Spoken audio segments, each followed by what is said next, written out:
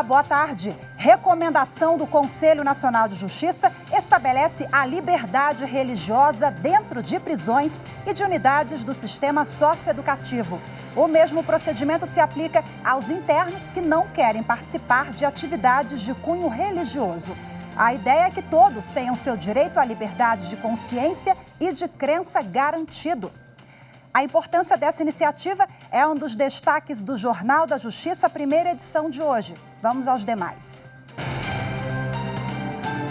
Monitoração eletrônica. Em 6 anos, o número de pessoas com tornozeleira eletrônica no país quadriplicou.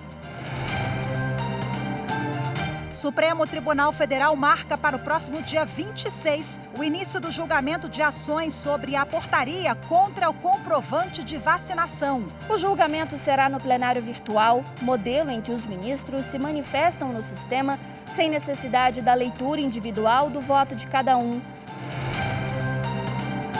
E ainda, a plenária do Supremo pode analisar hoje recurso que discute a substituição de sacolas plásticas por material biodegradável.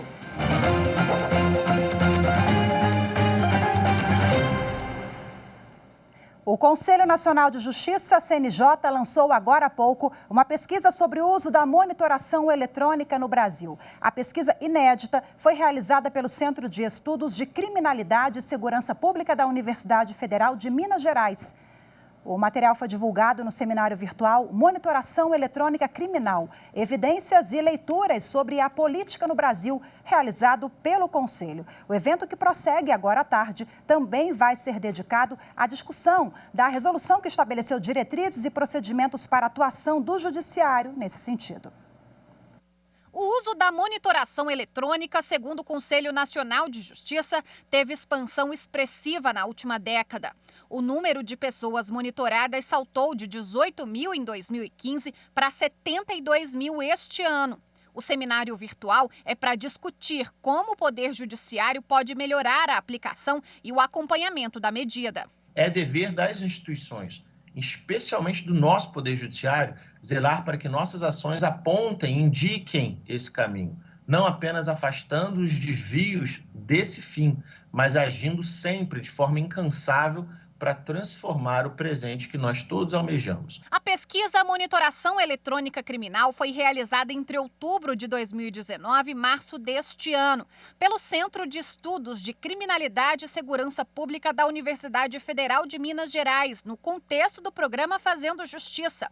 A parceria é entre o CNJ e o PNUD, o Programa das Nações Unidas para o Desenvolvimento, com apoio do Ministério da Justiça e Segurança Pública, que desenvolve ações para superar desafios no campo da privação de liberdade. Do tema da garantia de acesso à justiça a todas as pessoas, não há como adentrar esse debate sem que sigamos avançando nas estratégias para enfrentamento do superencarceramento e para a promoção de cidadania e garantia de direitos das pessoas custodiadas e egressas do sistema prisional e socioeducativo. Foram analisados processos criminais de presos de 10 capitais brasileiras, 2 de cada região do país. A pesquisa analisou o que a monitoração eletrônica significa na prática para magistrados e operadores das centrais de monitoração. O estudo também traçou um perfil das pessoas monitoradas. 85% dos presos entrevistados são negros, 87% estão desempregados e 53% não recebem qualquer auxílio social do governo. Na percepção de 46% deles, o uso da tornozeleira eletrônica tem o objetivo de controlá-los. Para 13%, a medida é para desencarcerá-los e metade das pessoas monitoradas considera a ação adequada. Durante o webinar, os pesquisadores apresentaram ainda recomendações do que pode ser melhorado pelo Poder Judiciário no gerenciamento da medida. Uma unanimidade entre os pesquisadores sobre a monitoração eletrônica no mundo inteiro, que um dos elementos mais importantes para o sucesso da medida é a participação das equipes multiprofissionais, buscando uma maior individualização, identificando as vulnerabilidades dos indivíduos, inserindo-os em programas sociais, seja de complementação de renda, de profissionalização, de escolarização. Esse é um ponto muito importante para o sucesso da aplicação da medida.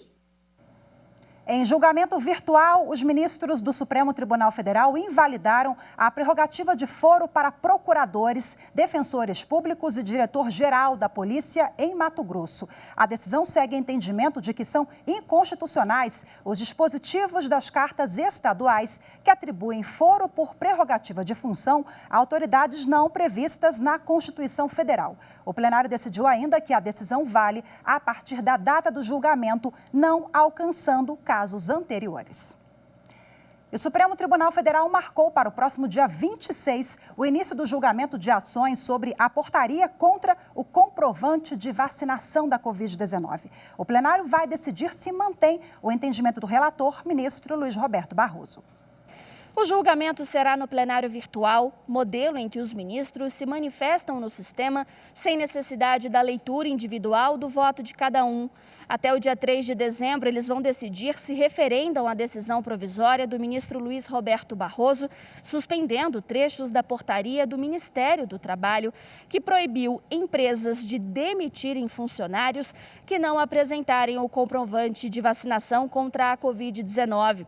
Segundo o governo, a demissão seria discriminatória. O ministro Luiz Roberto Barroso entendeu que um funcionário não vacinado pode colocar em risco os outros trabalhadores, o que fere o direito constitucional à saúde. Por isso, segundo ele, as empresas têm o direito de exigir a comprovação da vacina. O ministro ressalvou, no entanto, que a demissão deve ser adotada somente como último recurso. E você vai ver a seguir: norma do Conselho Nacional de Justiça garante liberdade de crença em presídios. Os detalhes você confere daqui a pouco, eu volto já.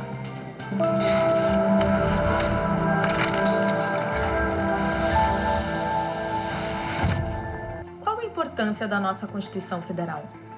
Do ponto de vista jurídico, a nossa Constituição é a norma superior a todas as outras normas existentes, possuindo, pois, uma supremacia sobre todas as outras, ou seja, ela regula o modo como todas as demais leis de nosso sistema jurídico serão feitas, assim como também regula as decisões judiciais e os atos administrativos, regulando, enfim, a condução do direito como um todo e a organização do Estado e da sociedade.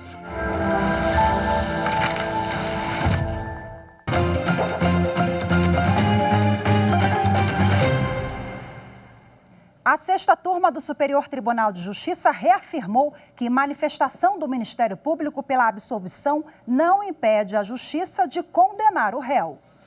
Por entender que a manifestação do Ministério Público pela absolvição do réu nas alegações finais da ação penal não vincula o magistrado, que pode decidir de maneira diversa ou até oposta à posição ministerial, o colegiado negou o pedido de habeas corpus em favor de um homem condenado por roubo majorado.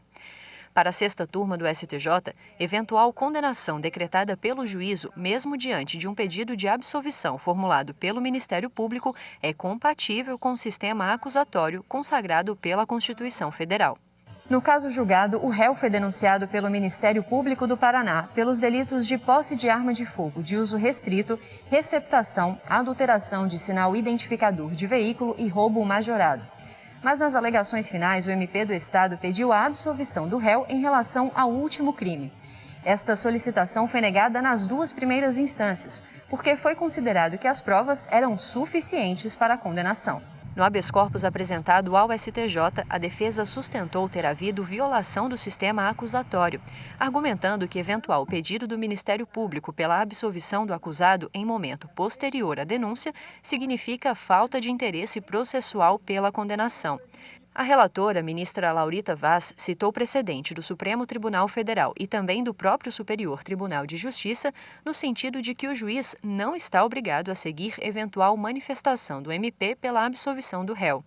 Ela destacou que, de acordo com o precedente do STJ, por ser titular da ação penal pública, o órgão ministerial tem o dever de conduzi-la até seu desfecho, ainda que haja posicionamentos diferentes ao longo do processo entre os membros do Ministério Público que atuam como autor da ação e fiscal da lei. A partir de agora, varas de execução criminal e de medidas socioeducativas devem garantir assistência religiosa em prisões e unidades socioeducativas. Devem garantir liberdade religiosa. A recomendação aprovada pelo Conselho Nacional de Justiça incentiva o fortalecimento da liberdade de crença entre presos e adolescentes em conflito com a lei. Está na Constituição da República, no artigo 5º, que trata dos direitos individuais e coletivos. É inviolável a liberdade de consciência e de crença. No dia a dia, não importa se estamos sozinhos ou em grupo, temos direito de acreditar no que quisermos.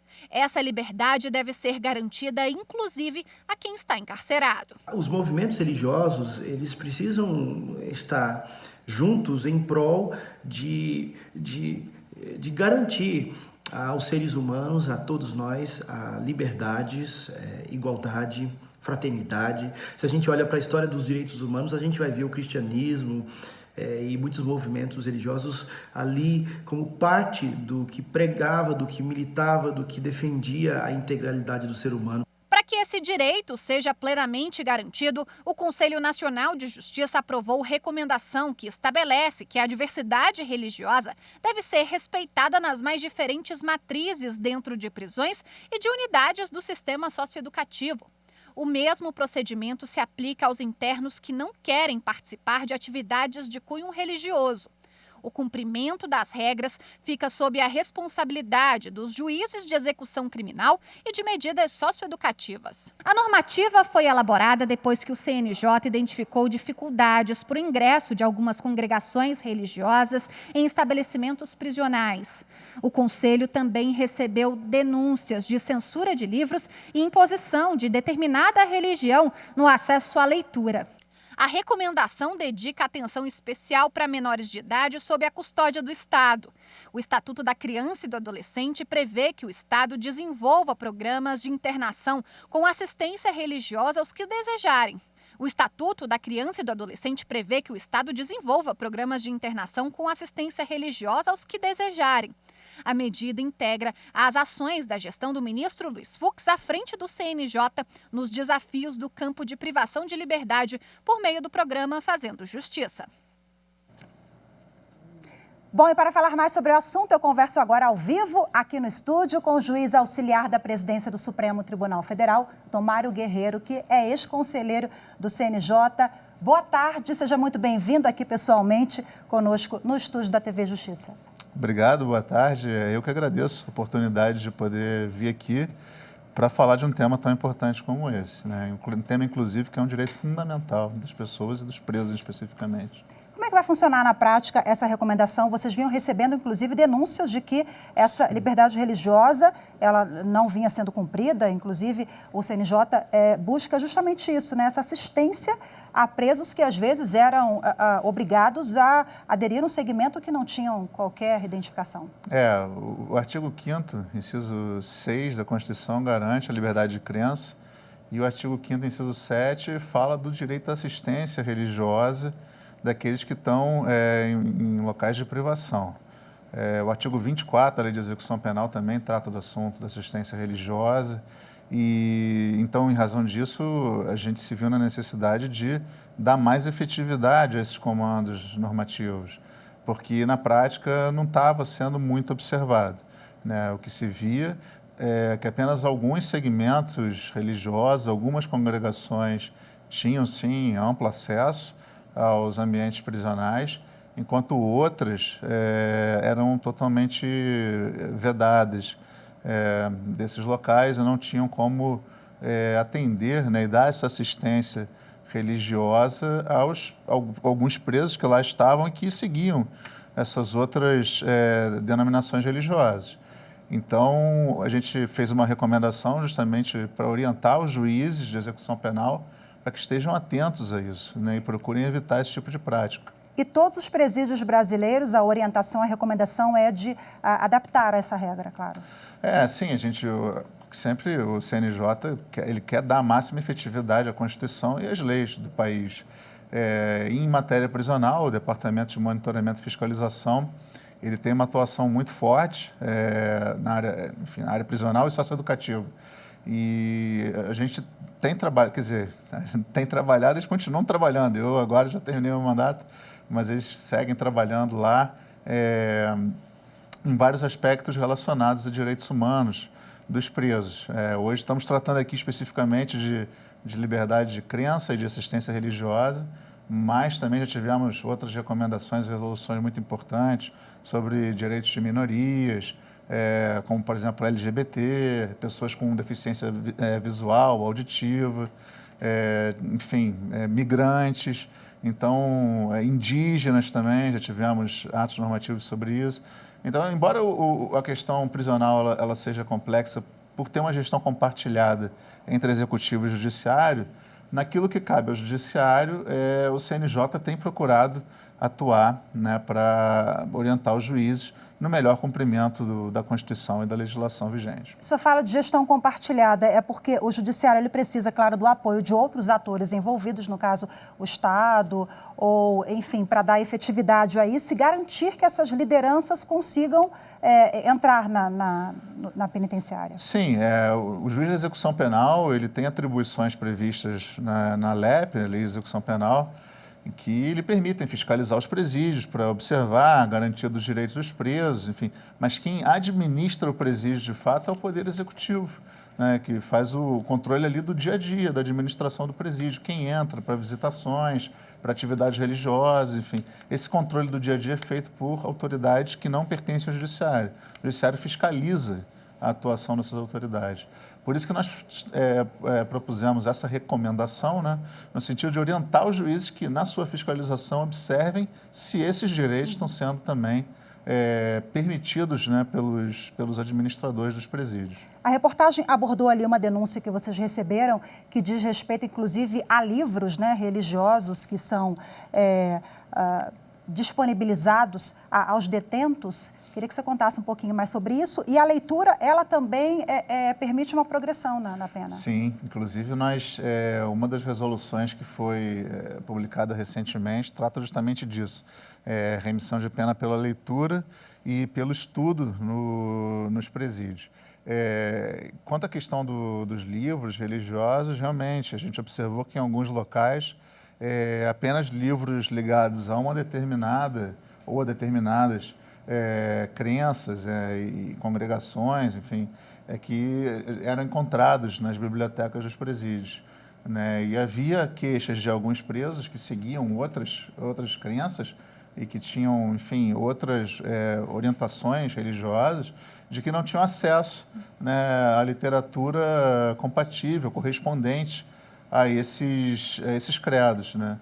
Então, a nossa orientação é justamente no sentido de que haja uma ampla diversidade de opções de leitura para que atenda a todos os credos, né, de todos os internos, quando assim manifestarem a sua vontade de ter acesso a outros materiais bibliográficos religiosos. Ok, muito obrigada pela entrevista. Conversei ao vivo aqui com o Dr. Mário Guerreiro, que é juiz auxiliar da presidência aqui do Supremo Tribunal Federal. E lembrando que essa entrevista aqui pessoalmente hoje no estúdio, aqui da TV Justiça, só foi possível porque o Dr. Mário Guerreiro trabalha aqui conosco no prédio do Supremo Tribunal Federal. Nós passamos por uma série de protocolos de saúde que estão de acordo com as normas vigentes de segurança contra a Covid-19. Todos estamos vacinados, então temos todo um cuidado com a pandemia que não acabou ainda. Então, garantindo a segurança, aqui a entrevista foi possível, mas todos nós aqui no estúdio, a equipe, todos os cuidados e atendendo às exigências e protocolos do STF. Muito obrigada mais uma vez. Eu que agradeço. E você vai ver a seguir os detalhes da pauta de julgamentos na sessão de hoje no Supremo Tribunal Federal. Eu volto já.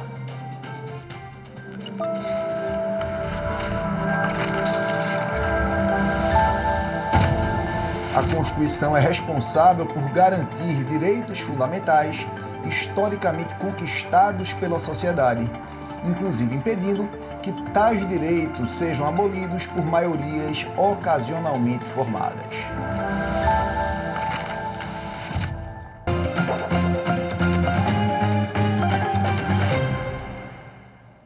Daqui a pouco tem sessão plenária no Supremo Tribunal Federal. Vamos agora aos destaques, aos assuntos previstos na pauta de julgamentos. Na sessão desta quarta-feira, o plenário deve retomar o julgamento conjunto de 2 ADPFs que questionam decisões que obrigaram universidades particulares a concederem desconto ou suspenderem o pagamento de mensalidades em razão da substituição de aulas presenciais pelo ensino à distância durante a pandemia. Na sequência, deve ser julgado um recurso extraordinário em que o Procurador-Geral de Justiça do Estado de São Paulo questiona a constitucionalidade de uma lei municipal que obriga a substituição de sacos e sacolas plásticas por embalagens de material ecológico. Os ministros também devem analisar uma ação que questiona a constitucionalidade da legislação que criou e regulou o Instituto do Contrato de Trabalho Intermitente. Também está previsto o julgamento de uma ação direta de inconstitucionalidade em que a Associação Nacional de Defensores Públicos contesta a norma do Estado de São Paulo que destinou 40% das receitas do Fundo de Assistência Judiciária à prestação de assistência judiciária suplementar. E o último item da pauta é um recurso extraordinário em que a Câmara Municipal de São Paulo questiona o limite da atuação legislativa dos municípios para fixar as atribuições de suas guardas municipais destinadas à proteção de bens, serviços e instalações. Mais informações sobre a pauta de julgamento no site do Supremo Tribunal Federal, stf.jus.br. E como vimos, o plenário do Supremo Tribunal Federal deve analisar hoje um recurso apresentado pela Procuradoria-Geral da República, pela Procuradoria-Geral de Justiça de São Paulo, contra a lei do município de Marília, que obriga a substituição de sacolas plásticas por material biodegradável. A decisão vai servir de base para outros casos semelhantes em todo o país. As sacolinhas plásticas no comércio já são bem conhecidas e muita gente não abre mão. Mas os danos ambientais preocupam. O plástico leva cerca de 400 anos para se decompor na natureza. As sacolinhas poluem rios, mares, entopem bueiros e até provocam a morte de animais. As autoridades buscam formas de reduzir esse impacto. Medidas como incentivo a sacolas reutilizáveis ou feitas com material biodegradável são adotadas por governos. E o tema chegou ao Supremo Tribunal Federal. Uma lei de Marília, em São Paulo, foi declarada inconstitucional pelo Tribunal de Justiça paulista. E a Procuradoria-Geral de Justiça do Estado entrou com um recurso no STF. O Tribunal de Justiça de São Paulo considerou a lei de Marília inconstitucional porque o Estado já tinha editado lei de proteção ao meio ambiente sem a proibição das sacolas plásticas. Além disso, o tribunal considerou que a lei de Marília é de autoria de um vereador e deveria ser de iniciativa da Prefeitura. No recurso, a Procuradoria-Geral de Justiça alega que a lei trata de defesa do meio ambiente e do consumidor, por isso não invade competência do Executivo. Ainda, segundo a Procuradoria, ter um meio ambiente ecologicamente equilibrado é um direito fundamental previsto na Constituição. Por isso, a sua proteção é um dever de todos os entes da Federação. O relator da ação, ministro Luiz Fux, ressaltou que é louvável a preocupação do município, mas que o tema é complexo porque, por outro lado, a proibição pode ser onerosa e desproporcional aos empresários, o que viola o princípio da defesa do consumidor. Por considerar um tema relevante no ponto de vista social, econômico e ambiental, os ministros reconheceram a repercussão geral da matéria. Com isso, a decisão do plenário vai servir de base para outros casos semelhantes que tramitam na Justiça. Sessão plenária do Supremo Tribunal Federal, lembrando sempre transmissão ao vivo aqui pela TV Justiça, pela Rádio Justiça e pelo nosso YouTube, @TV Justiça Oficial, a partir das 2 horas da tarde, com Karina Zucoloto e Carlos Eduardo Cunha, que está de volta das férias hoje. O Jornal da Justiça, primeira edição, fica por aqui. Muito obrigada pela sua companhia. Uma excelente tarde. Temos um encontro marcado amanhã. Eu te espero. Tchau, tchau.